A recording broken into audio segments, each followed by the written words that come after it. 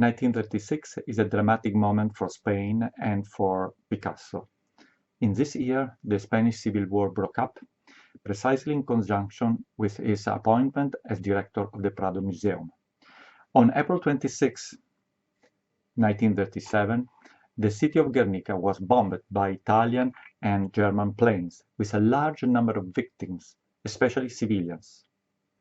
The bombing takes place on the day of the market.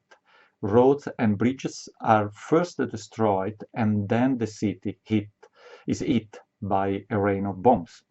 The ferocity of this act of war against the civilian population has had a very strong echo in the world press.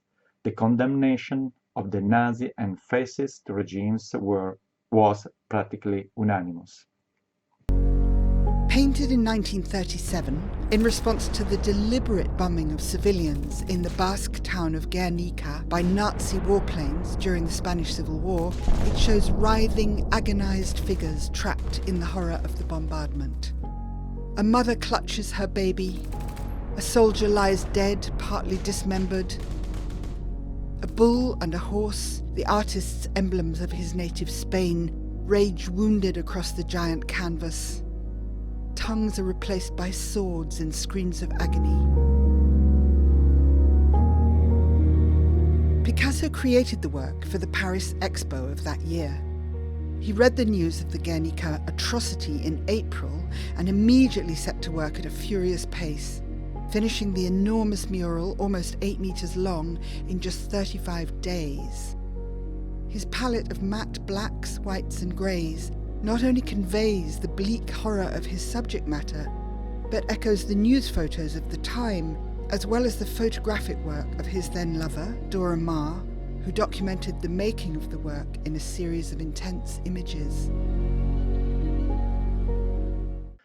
The enormous dimensions were chosen so that it could be seen from far away and therefore by many people. He chose black and white, clearly because the absence of color must represent death.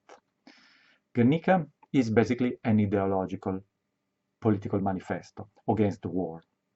Picasso asked that the painting not return to Spain until democracy was restored. He himself lived the rest of his life abroad and died in southern France.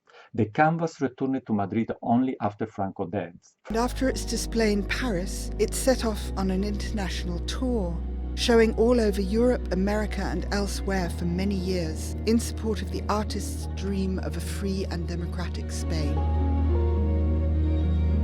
Yet despite its specific subject matter, the work stands as a statement about all wars. So powerful is it that during the Vietnam War, it was defaced in New York's Museum of Modern Art by a protester. Picasso, who never returned to live in Spain after his self-imposed exile in 1934, stipulated in his will that Guernica should not go back to Spain until democratic rule was re-established in his homeland.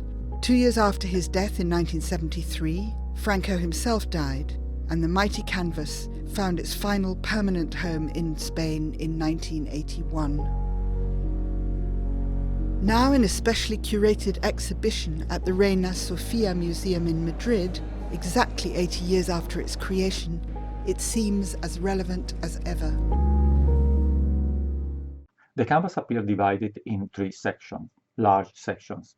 Reading from left to right, we find a mother with his son dead in her arm, shouting her pain toward the sky. A bull and dismembered body, an electrical light bulb, a woman who looks out of a window with an oil lamp in her hand, a woman running with an elongated body, and finally, in the last rectangle on the right, a woman shouting toward the sky with a burning building on the background.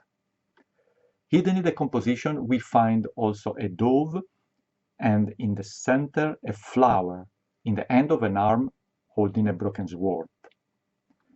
The theme of the war will then be taken up again during the Second World War with the 1945 Carnaio, made in a style similar to Guernica, and then with the massacre in Korea that you see below here, where it is inspired by the shooting of 3 May 1808 by Goya. Picasso will also make the poster for the 1949 Peace Congress, representing a dove in black and white. Starting in 1950, he would reinterpret famous works using Cubist language, such as some painting of Courbet or Las Meninas by Velázquez.